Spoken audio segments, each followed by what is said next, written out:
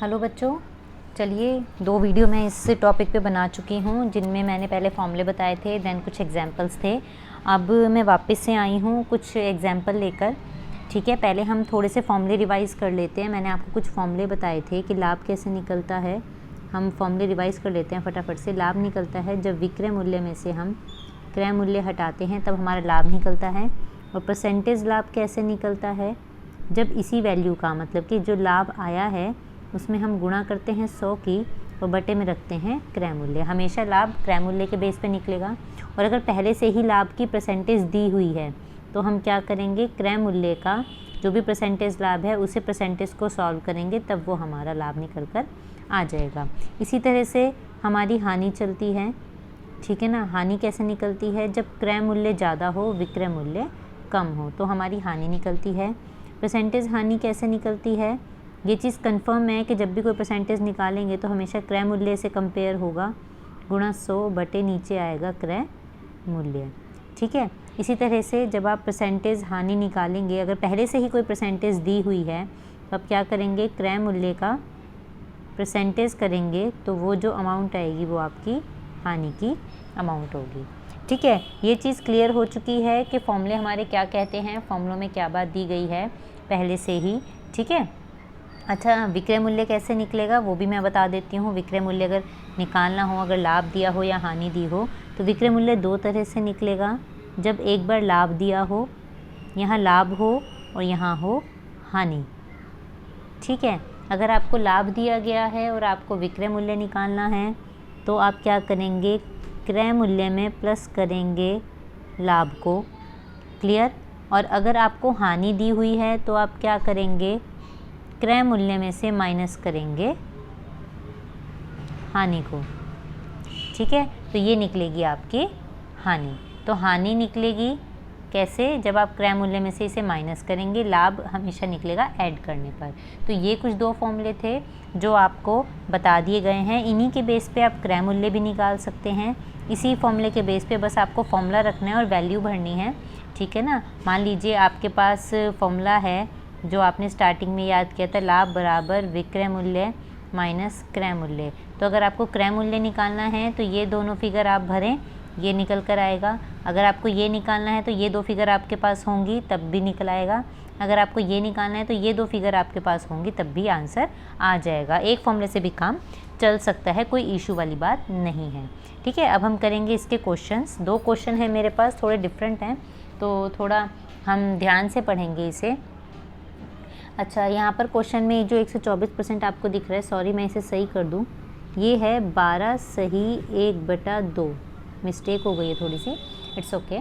तो अब ये क्वेश्चन कह रहा है कि लतीफ़ ने अपनी बकरी 70 रुपये में बेचकर, देखिए बेचकर कह रहा है, इसका मतलब ये विक्रय मूल्य है, कितने परसेंट की हानि उठाई, 12.5% की हानि उठाई।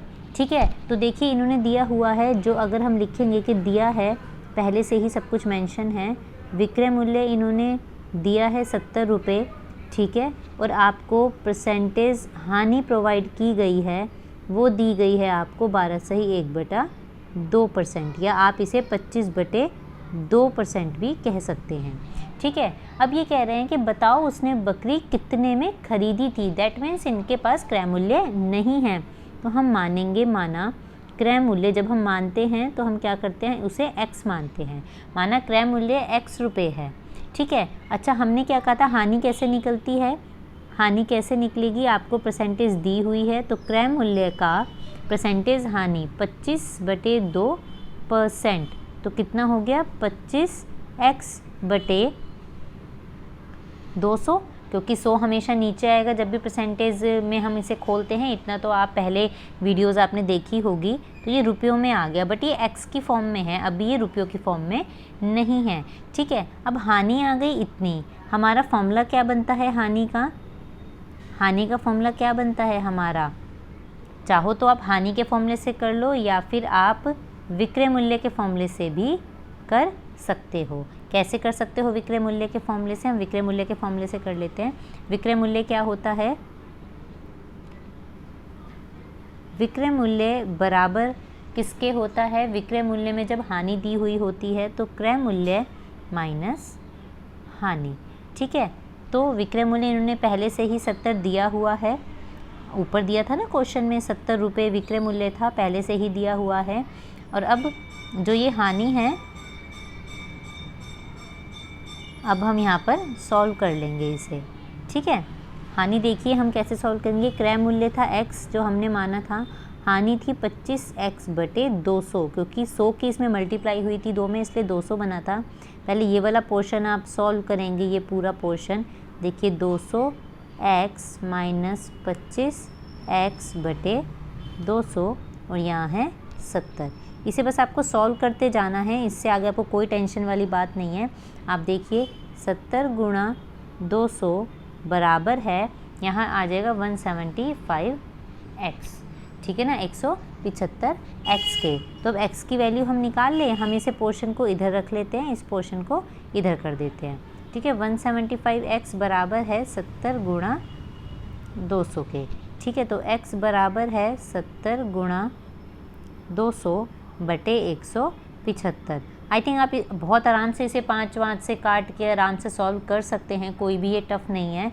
अगर जब भी आप इसे सॉल्व करेंगे तो आपका जो x की वैल्यू निकल कर आएगी वो 80 रुपये निकल कर आएगी, ठीक है ना। तो ये 80 रुपये क्या है, आपका क्रय मूल्य, जो कि इन्होंने हमसे पूछा था। जब अब क्रय मूल्य निकल के आ गया है तो कोई चिंता वाली बात ही नहीं है। अब हमारे पास क्रय मूल्य भी है, परसेंटेज लाभ, परसेंटेज हानि, सब कुछ है।